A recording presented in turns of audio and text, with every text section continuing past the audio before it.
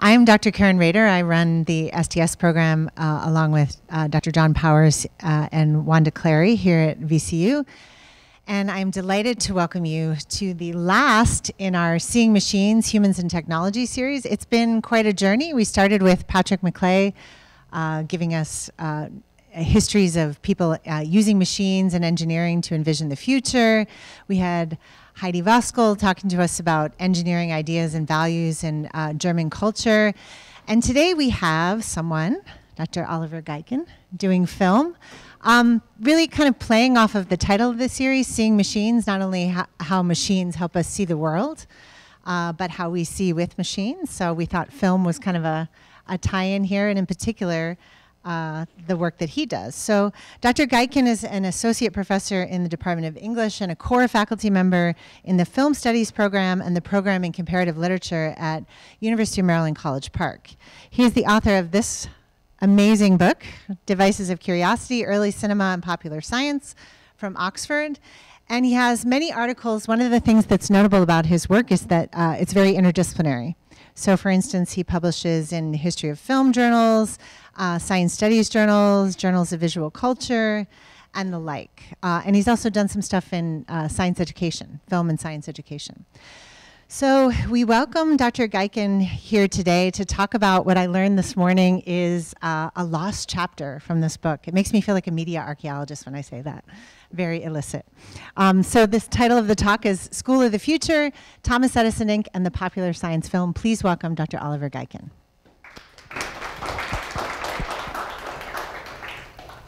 Thanks, Karen. Thanks, John, for the invitation, and thanks, Wanda, for making everything go so smoothly on my trip here. This is a piece of research that I did for the book that didn't fit in terms of temporality. For a long time, the archive was inaccessible, but I'm really pleased to be able to present it here today. So in the early 19-teens, Thomas Edison repeatedly proclaimed that he would revolutionize education.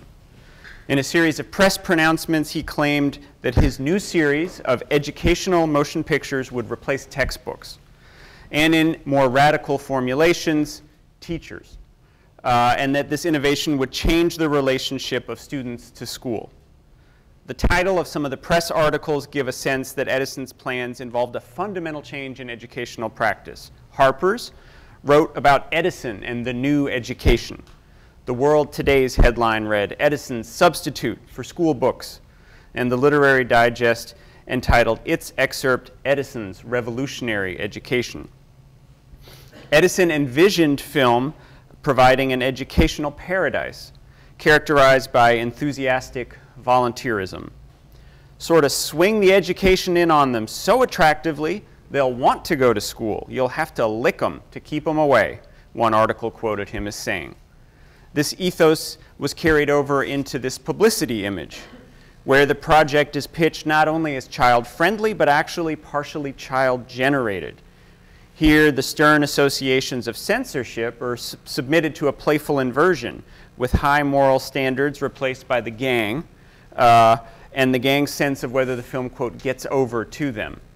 There's actually two versions of this image from different publications, and one of the things that I find kind of fascinating is that two of the kids disappear from one image to the next. You see in the front there, which I haven't been able to discover an explanation for, nor have I been able to find any actual evidence that Edison enlisted children to help him. So this may well, like many things in Edison's career, have been an example of promotional as opposed to actual practice. Here's another image from this moment, the iconography of Edison as revolutionary educator.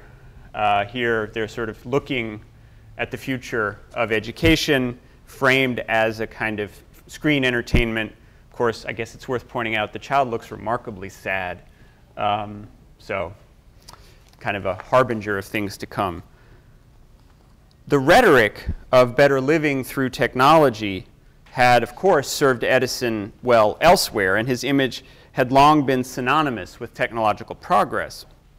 All the more surprising, perhaps, that Edison's actual achievements in creating a scholastic cinema fell short of its stated goals.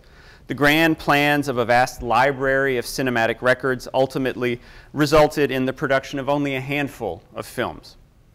One reason for the brevity of the project was Edison's insistence on the superiority of cinema for educational uses, which flew in the face of much of American educational culture. Many educators were uneasy about claims that they were outmoded and could be replaced by a machine.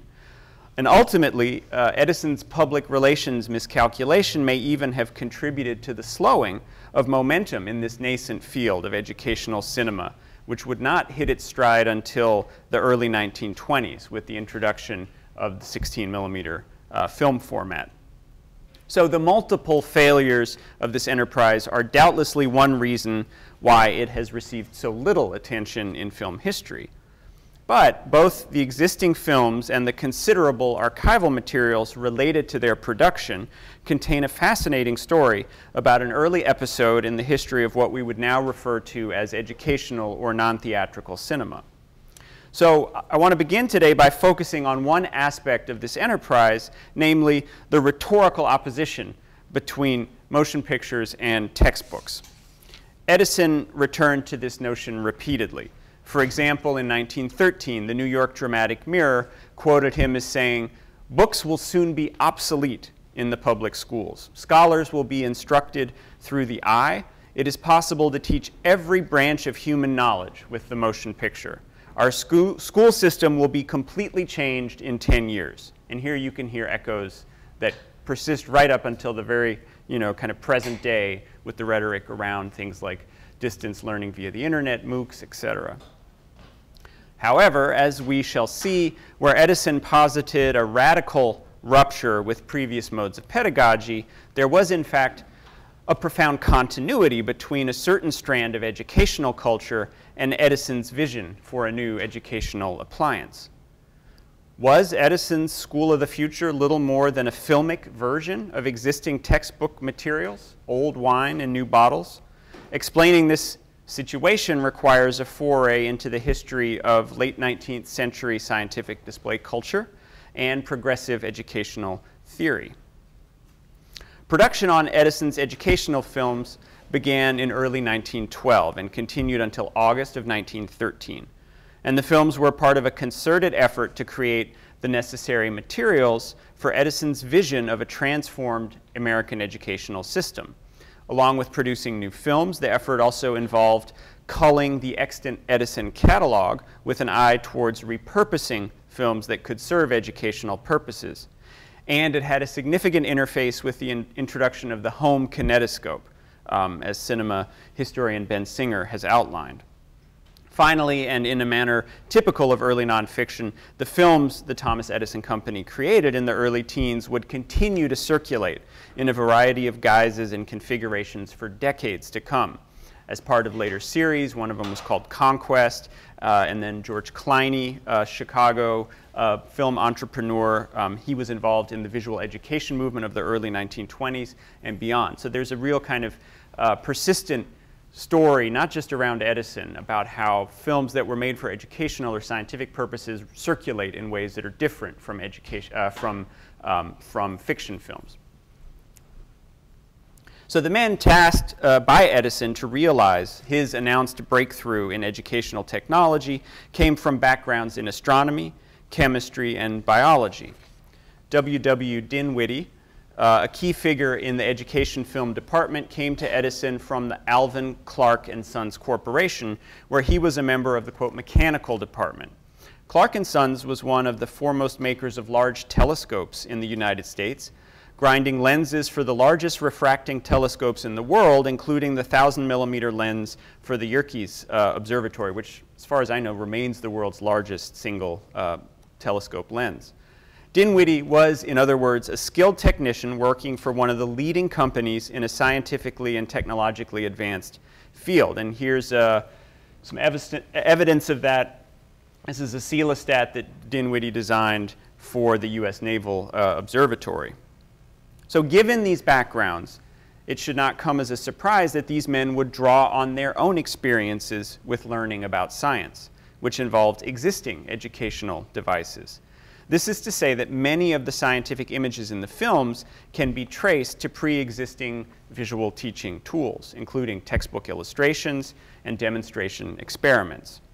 So, for example, in one of Dinwiddie's weekly reports to Edison, probably December 1912, he wrote, "All of the experiments on effect of electric current mentioned in Gaycken's physics, except the electric furnace and Galvani's experiment with frog legs, have been photographed." So I want to spend a little bit of time elaborating this reference, since I think it illuminates some core features of the Edison educational motion picture project. What was Gaycken's physics, and why was it being used as a source for a series of educational films, one of whose goals was to do away with textbooks in general? Adolphe Gaycken wrote two physics textbooks in the 1850s, the Traité élémentaire de physique expérimentale et appliquée and the Cours de physique expérimentale à l'usage des personnes étrangères aux connaissances mathématiques, and that was 1859. So here are the title pages of the English language versions, the experimental and applied physics, and then the elementary course. The textbooks emerged out of Gaycken's own teaching practice, which relied heavily on his extensive instrument collection. Glass cases around the lecture hall of his school displayed the collection and served as a continual reminder to students of the lessons that they had already learned. Placing special value on the quality and verisimilitude of its illustrations, the textbooks were conceived of as what the historian of science, Joseph Simon, terms a, quote, replication of the classroom experience. As Simon notes, quote, illustrations were thus supposed to act as substitutes for real instruments and experimental demonstrations whenever those were not available. This goal of providing an equivalent experience to actual classroom demonstrations was achieved in large part through collaboration with printers who employed the most advanced methods available at the time. Jules Clay, Gaycken's Parisian printer, was renowned for his high-quality, low-cost wood engravings. He exhibited his work for Gaycken's Traité at the first Paris World Exhibition. And here's some examples of the plates in the books, some of which were in color, and are, I think, still quite striking. Furthermore, Gaycken was friends with and praised by Abbé Moingo. He stayed abreast of current research in the field in part through attending numerous Parisian World exhibitions and by being plugged into the journal culture of the time. And his illustrations circulated. Moingo's journal Cosmos reproduced images from an updated version of the Traité, and Moingo's collaboration with Molteni leads to the creation of a physics set of lantern slides consisting of 138 slides, which were based on the illustration from Gaycken's cours. So this kind of a projection of images, not just me, right? I'm not just PowerPointing this out, but this was already something that was happening at the time.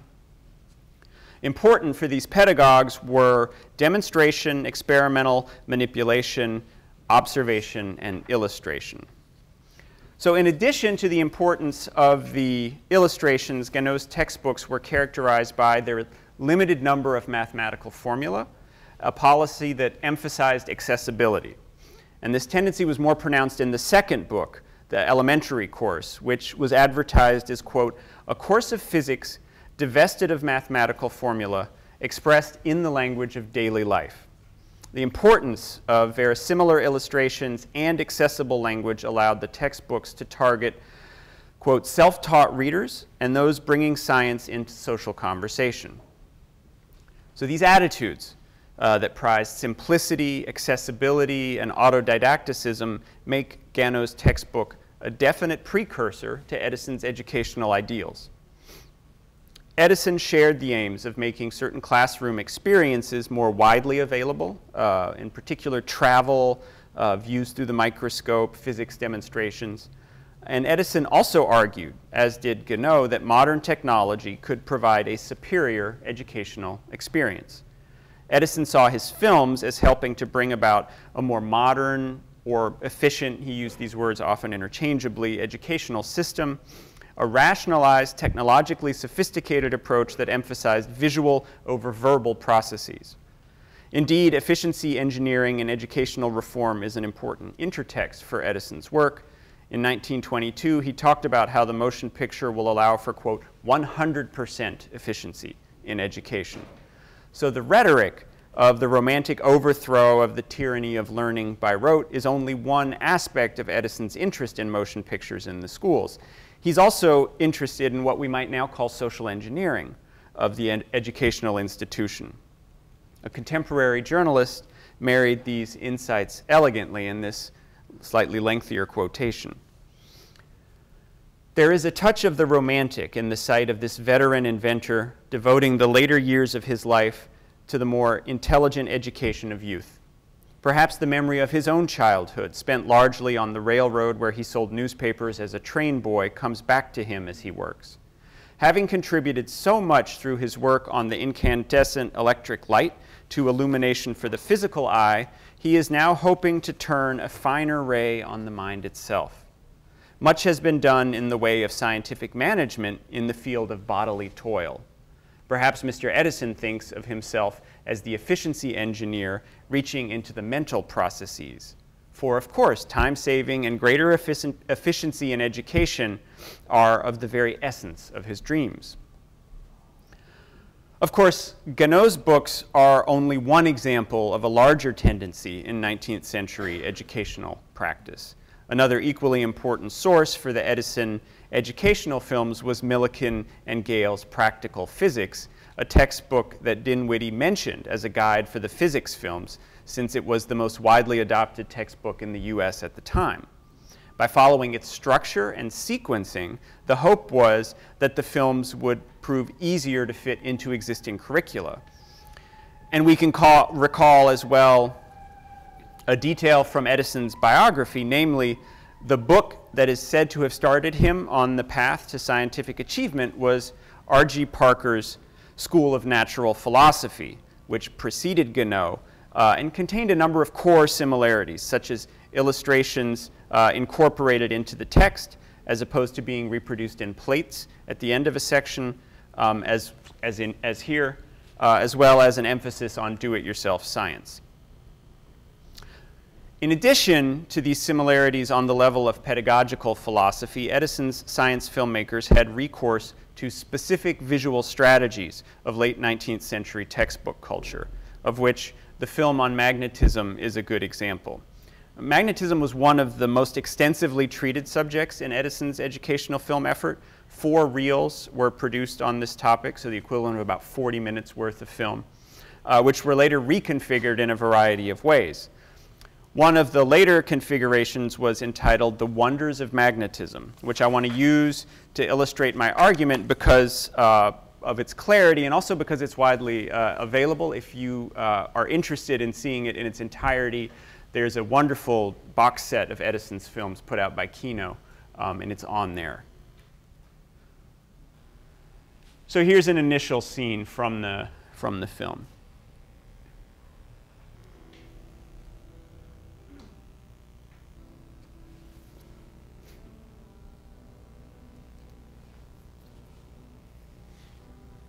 So here we're being shown that the longer the magnet, the more pieces of metal it can pick up.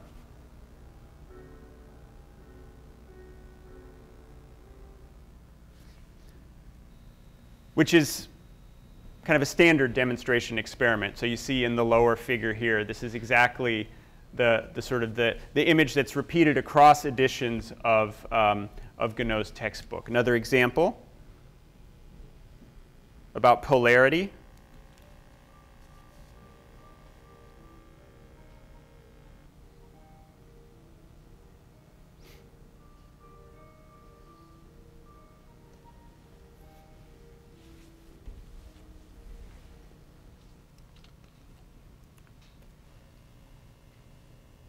Which, again, the bottom illustration, almost exactly the same setup, for the demonstration of this. Here's a slightly different, not with water, but with a hanging hook. There's this demonstration about how magnets arrange.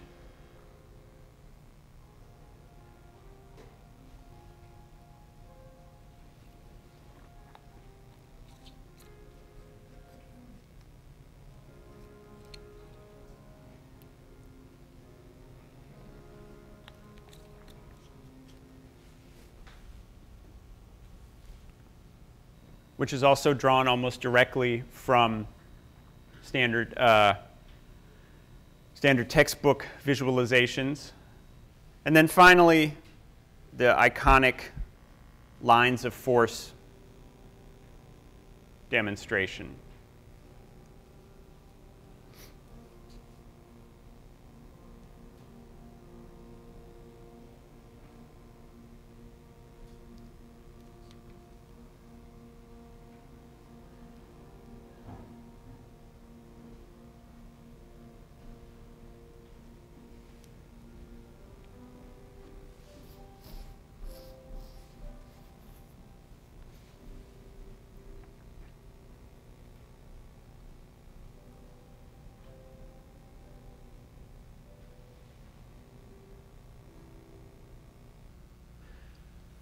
And it's significant that it's an electromagnet here. That's what Edison added. So all the scenes that aren't drawn directly from textbook culture have to do with electromagnets and Edison's invention, the electric magnetic ore separator, which preoccupied him for a large period of time in this portion of his career. It was a huge disaster financially. But here the lines of force experiments from the textbooks. So as you can see, there's a profound overlap between Edison's educational films and existing methods of visual display in the science education field. This reliance on existing demonstration culture is further acknowledged in one of Dinwiddie's reports to Edison, where he wrote, "I believe this educational series will be a tremendous success, but it should be so well done that there will be no room for a word of criticism. The demonstration apparatus should not be recognized as a copy of Queen and Company or Max Cole, etc. It can improve on all of them a little in its newness and will add greatly to its popularity." So the film should not be recognized as a copy of Queen and Company or Max Cole, which were both leading manufacturers of demonstration equipment for science education. But the difference is one of degree, not of kind. So here's some pictures from the catalogs that Dinwiddie is talking about. These were things that you could buy if you were a science educator. So you see here the same kind of basic gear that the filmmakers are using in the film is available as a consumer product.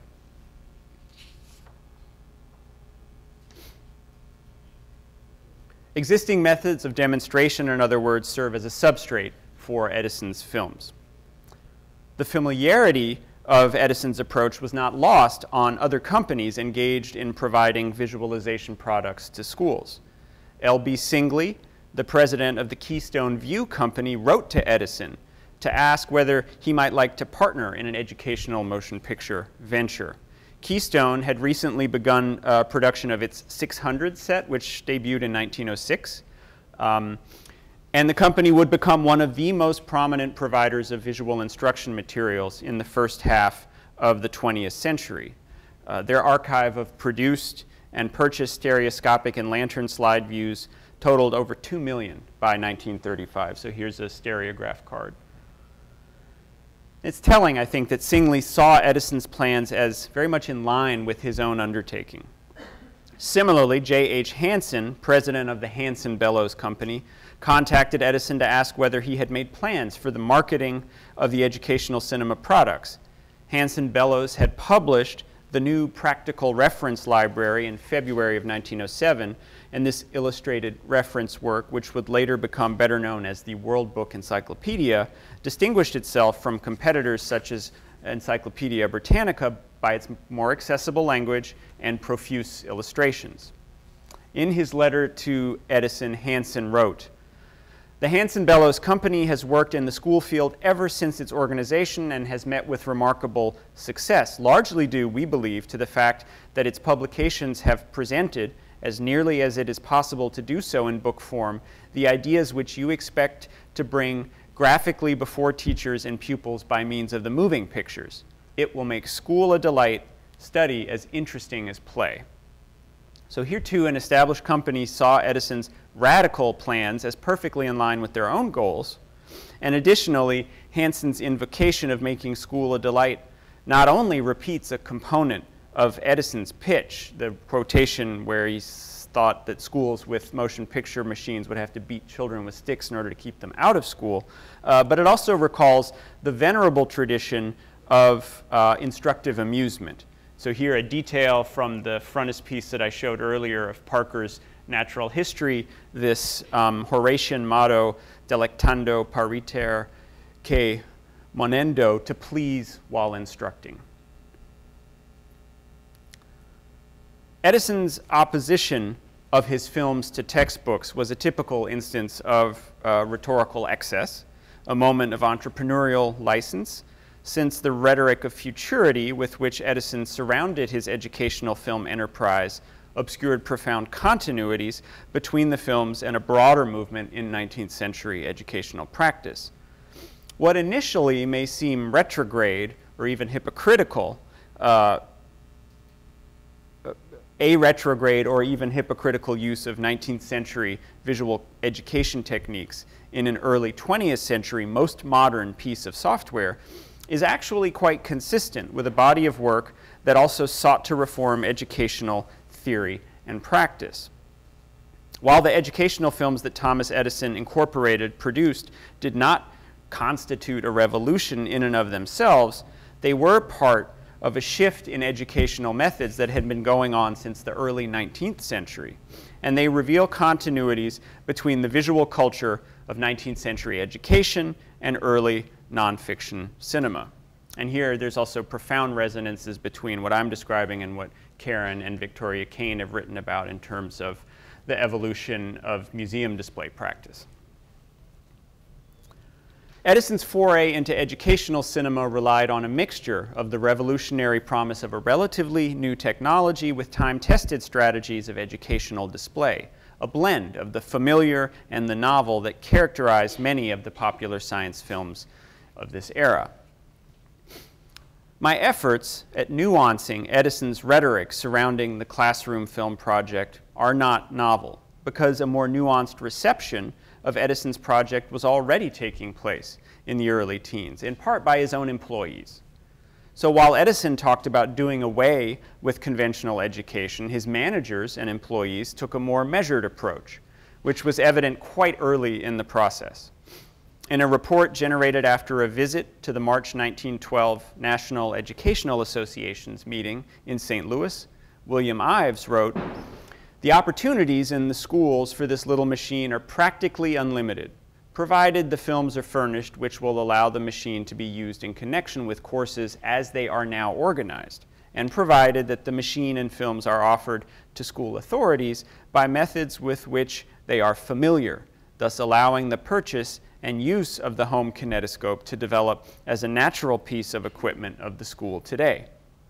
So this strategy of trying to insert the machine and the films into the existing educational parameters is spelled out further in the following sentence of Ives's report. "There is no doubt that the little machine holds within itself the possibilities of an educational revolution, for it is a trite saying among educators that the American child is, quote, I-minded, and the appeal in the past has been too largely to the ear. But each superintendent and such authorities are conservative, to say the least, and any revolution in methods alarms them. The easiest line of approach to the school market is along the pathway of the courses as they now exist. Our general statement, as made at the St. Louis meeting, was, every schoolroom should have a motion picture machine as part of its equipment just as much as it has a blackboard." So within the Edison organization itself, a modification of Edison's statements about revolution was already taking place. bringing the films more into line with contemporary educational culture. This more nuanced reception of Edison's project also took place in the field of educational specialists. In 1913, a group of journalists and educators visited Edison's research laboratory in East Orange to watch a selection of the films, and afterwards their written reactions were published as a, quote, symposium section in the survey. And so that first image that I showed of the children, that was the frontispiece or the opening illustration for that section. Among the attendees was John Dewey, whose response praised Edison's, quote, sound psychologic basis in relying upon the instinctive response of human beings to whatever moves and does something. Dewey was careful to outline a number of reservations, however, which neatly summarized some key problems with Edison's undertaking.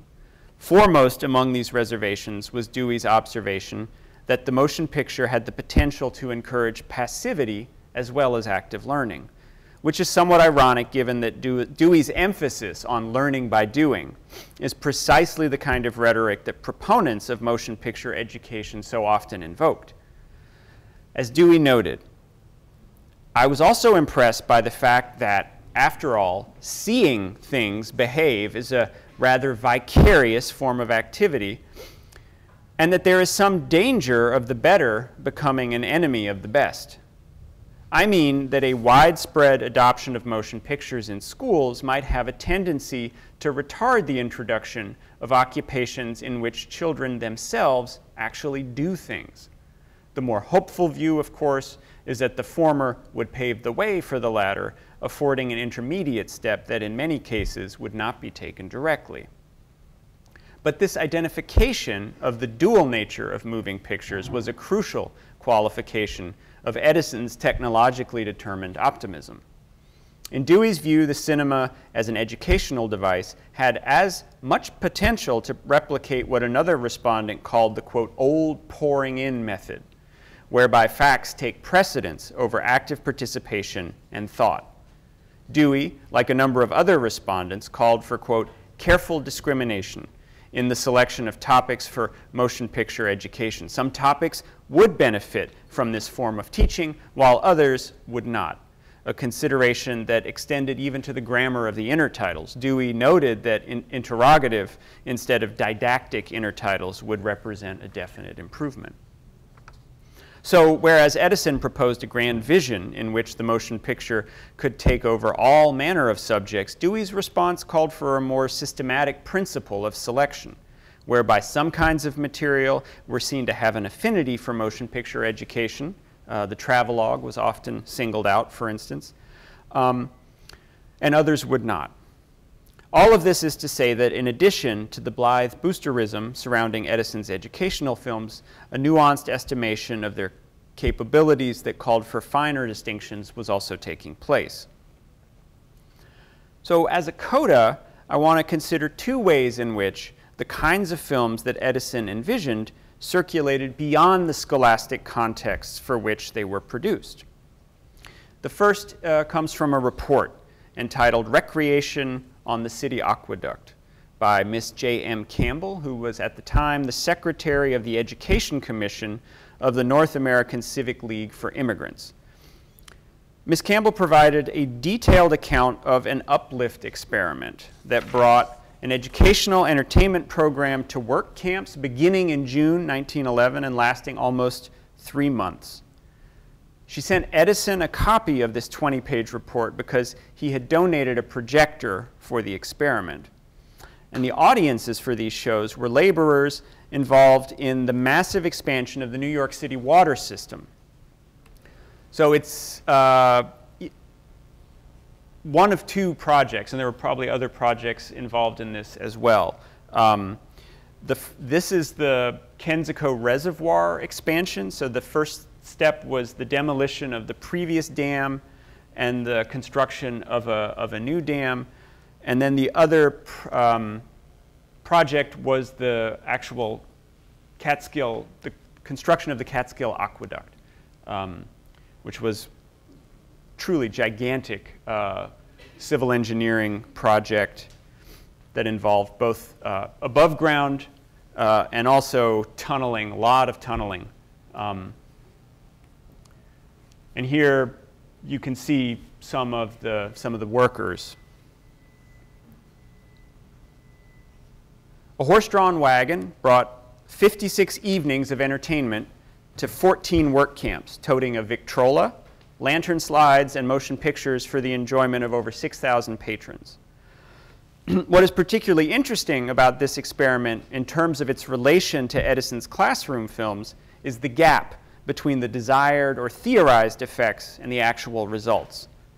The program was pitched as an alternative to other forms of entertainment, particularly gambling and the saloon. And while Miss Campbell's report tells of how the program, which was initially greeted with skepticism, even hostility, ended up receiving a warm and enthusiastic reception in almost all the camps, the reactions to the films attested to the unpredictability of the audience. Campbell noted that screenings were usually accompanied by commentaries. There was usually a running comment, both in English and foreign languages. And in addition, the cinema's oft-touted ability to inculcate moral lessons does not seem to have held sway, as Campbell reported. So this is from her report. On the educational value of the moving picture film for camps, I am decidedly skeptical. That the good films offer wholesome recreation and that some point a good moral is undoubted. But when the moral point is the climax, the whole is usually sentimental, and all such scenes were greeted by the men with laughter and ridicule. One reel, called Her Son, depicting the devotion of a widow to her son and their estrangement as he became prosperous with a final reconciliation, might have been the most absurd comic if one were to judge by the comments and peals of laughter with which it was received.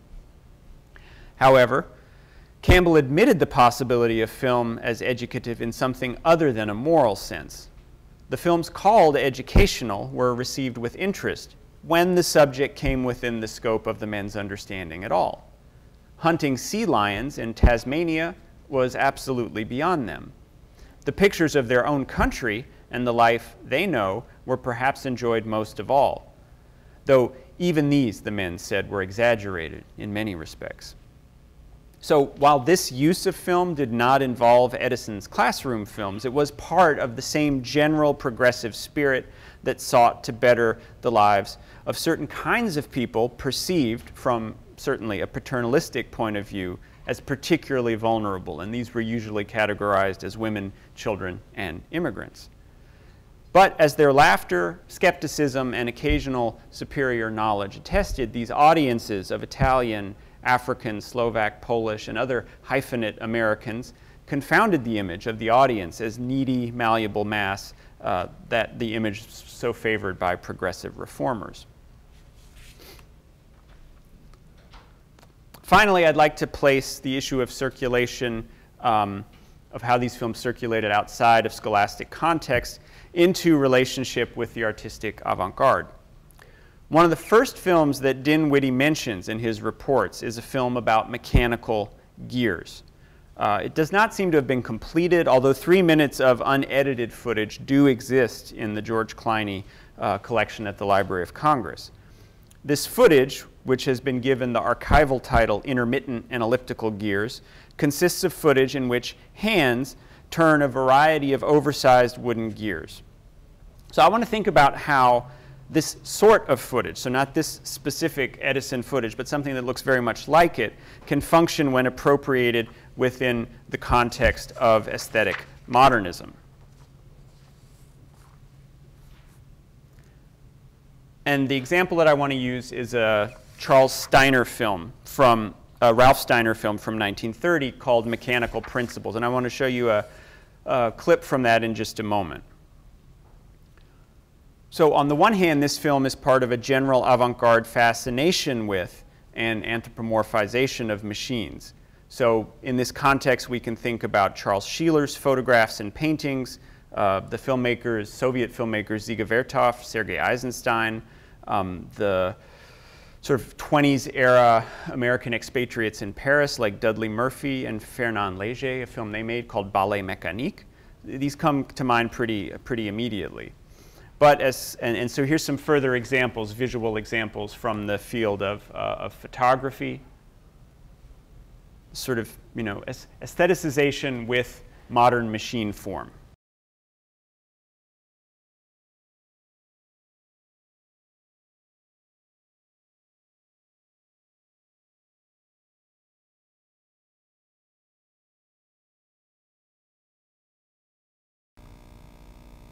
So it's a 10-minute film, and this is very much representative of what the entire film is. So it's these close-ups of particular machines at work. So as the film historian Scott McDonald has noted in his discussion of this film, Steiner differs from these other approaches that I just mentioned, the other kinds of technological modernists, in terms of what he calls his detachment. McDonald writes, by being detached from larger mechanical or political functions, these machines, become available to Steiner's interest in looking at their simple but visually intriguing movements, as pleasures and fascinations for the eye. Following this line of argument, a reading of the film that then becomes attractive is to point out its sort of self-reflexive dimension, which ranges from the explicit depiction of the mechanism at the heart of most cinema projectors, the Maltese cross, which was there just a second ago, to the more general observation that most of the machines depicted are converting linear to circular motion, which again is the basic mechanical principle of cinema. But equally compelling, in my view, is the educational aspect of this footage. Steiner's film was inspired by an exhibition at the Science Museum in New York City. Quote, various displays of small wooden machine parts, gears, shafts, levers, wheels, and pistons. Mechanical principles is not simply a matter of avant-garde appropriation, but rather an instance of how the kind of knowledge that it contains travels well.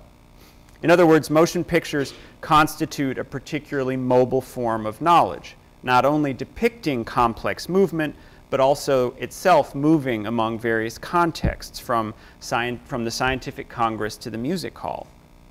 This mobility is a function of both the moving image's medial nature as well as its appeal to the senses, its spectacular qualities. The rhetoric of education often draws on precisely these qualities of the moving image, its vividness, its ability to produce a memorable experience. And these, what Ludwig Fleck has termed exoteric qualities, link scientific and non-scientific audiences. Ultimately, Edison's overt didacticism and Steiner's modernist abstraction both draw on cinematic vision's vivifying, mobilizing qualities, utilizing the medium's power to put knowledge in transit. Thank you.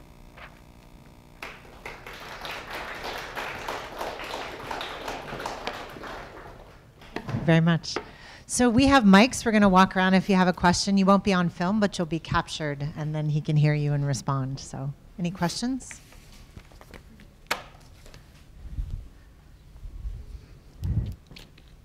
I have one. Mm-hmm.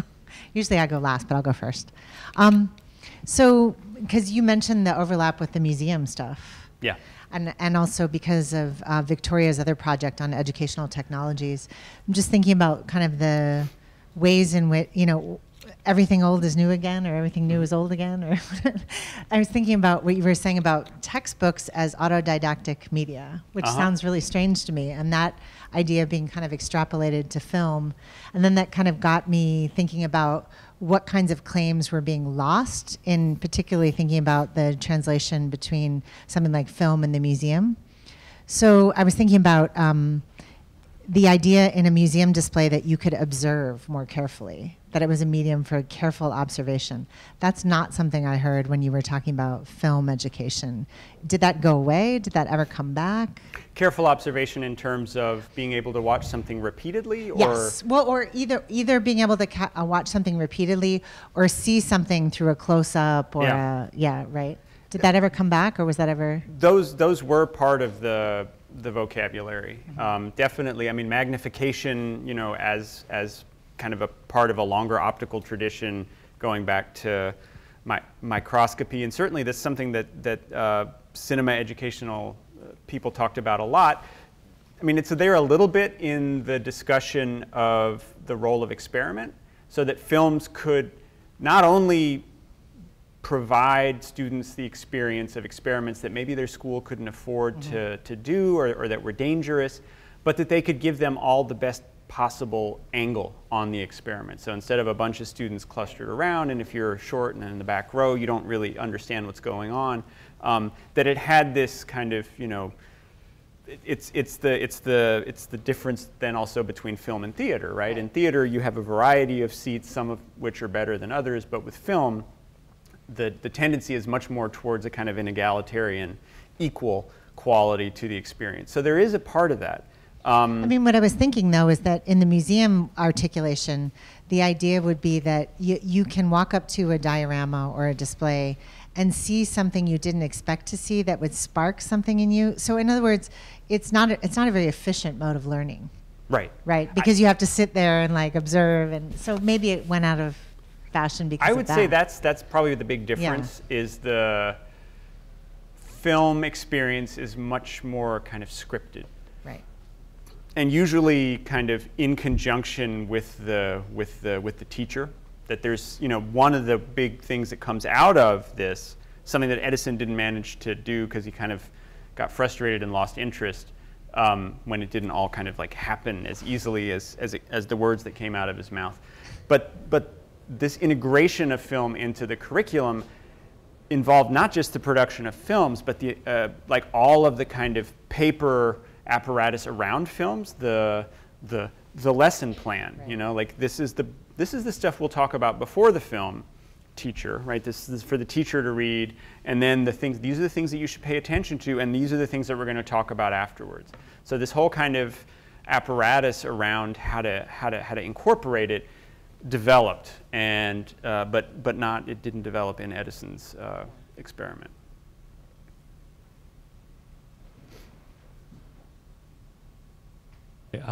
Just a historical question. So what actually brought that whole educational experiment down?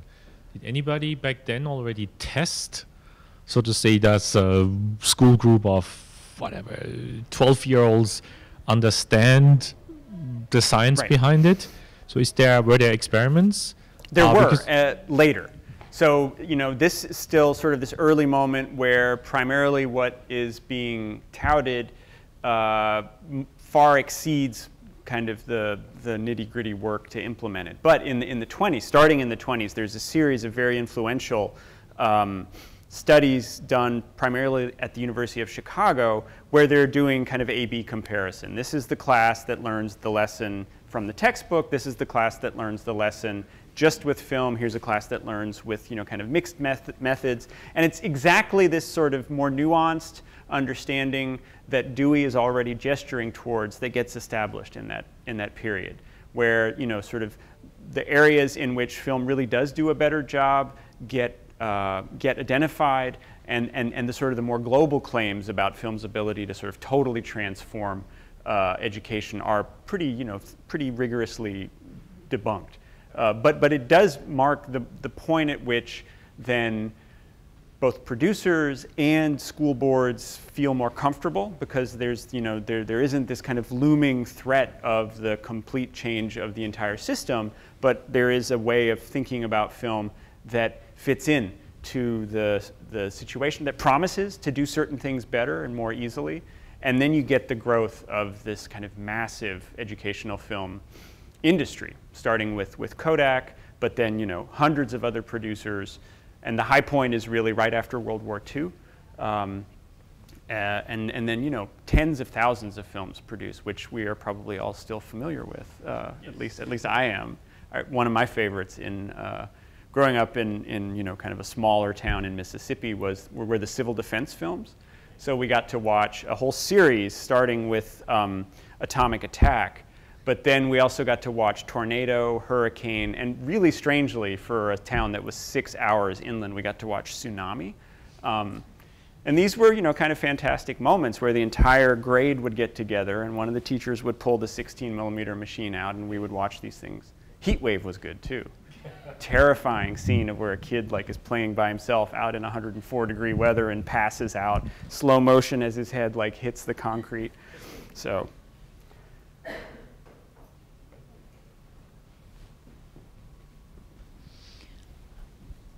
I have a really big question, and I'm trying to figure out how to make it specific. I'm really drawn to the interdisciplinarity of your work, and I'm wondering if you frame your work differently in different contexts. So let's say, for example, if you're looking at publishing something like this in an academic journal, would you frame your work differently if you were looking at putting it in a visual culture journal or in a film studies journal? A little bit.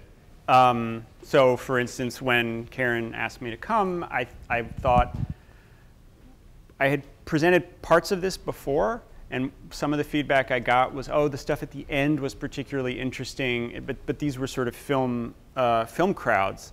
And I think, for my money at least, a lot of this sort of detailed comparison with textbook and film is actually more interesting for a history of science crowd. Maybe I'm wrong, but I at least had the sense, right, that it would play better in a kind of a historical setting. Although, I mean, I think part of the part of what's going on with interdisciplinarity is to try to find a way to write in a kind of a single tone that kind of encourages the media to grow together. I mean, not the media, but encourages the disciplines not to sort of look at what you do, you know, whether not to look at what you do to judge it solely by their own disciplinary standard, but kind of to point out the limits of individual disciplines and the benefits of trying to go beyond it. So I mean, I see what you're saying, and I do try to dial it in to a certain degree, but I think there's also a benefit to sort of insisting on the fact that, you know, the objects themselves don't really belong very neatly to a single discipline. And so if you think about trying to sort of write in a way that does justice to the material, then it'll necessarily involve kind of tone or mode that goes beyond the individual kind of disciplinary framework. Okay. More questions? All right. Well, let's thank Dr. Gaycken. Oh, wait, over here. I think today about the interactive dimension between the observer or the student and the film, and it'd be fun if you brought that dimension in. Maybe you were just trying to do the historical part, but it's certainly in the art community. It's being a scientist, I'm aware of it in, and the mathematics, where the observer can affect what the scene that they're looking at, and of course it can be three-dimensional. So there's some vistas out there that are pretty exciting to me. Yeah. That might be part of what you're talking about too. Well, right. So interactivity, I think, which is often pointed to as like one of the kind of huge differences between film, analog film culture, and digital media culture. I think, yeah, that's a legitimate thing to point to, although there is, as with most examples, where you say, oh, there's a huge, you know, kind of break between A and B. There are also sort of kind of back channel moments or ways in which it actually was already there. So one of the sort of things about interactivity, it has to do with the teacher, but then also that a lot of times the films weren't thought of as self-contained experiences. So that a film about botany, for instance, would be pitched as a kind of part of an overall lesson plan, so that you would see certain things that you could only see in film, like time lapse. So you would see kind of plant growth or root growth in a way that is, you know, kind of singularly effective via a time-based medium, but that would then be linked to experiments that you would do in the classroom, you know, kind of plantings, the sort of, you know, I'm thinking about my kids now, pretty soon they're going to be bringing home lima beans, right, and we're going to have to sort of tend to them, and so, but across the fields, across all kinds of disciplines, there were these moments to sort of, you know, stop the film and then either discuss or kind of go on to another kind of classroom interactive experience. So I think that's one way in which the cultures of science film were in line with this current kind of interest in, or, you know, kind of emphasis on the interactive dimension. Does that help with that question? I was thinking even of another dimension of the observer affecting the film they're looking at. Mm-hmm. So they can change it as they're watching it and experiment with it. But yes, you're right about stopping the film and doing the experiment or doing something that's interactive. Yeah, no, I think that's actually, I mean, that's a good kind of moment of, I think, true distinction. The kind of the real-time shaping of outcome, that certainly wasn't something that was, I think, even possible. So, yeah. I was thinking about my classroom experiences, and often they involved someone burning through the film or somehow like it would stop artificially. A malfunction, and there would have to be, and so that's kind of an interesting moment, because if it stops where it's supposed to stop, then you can follow the lesson plan, but if not, you have to kind of scaffold. I wasn't thinking this way when I was a kid, but as a teacher, right, you have to. Yeah. So they're marketed as standardized, efficient technologies, but they are often in execution. They don't work the way they're supposed to work. And in fact, I mean, this is one of the limiting material factors of this moment, this era.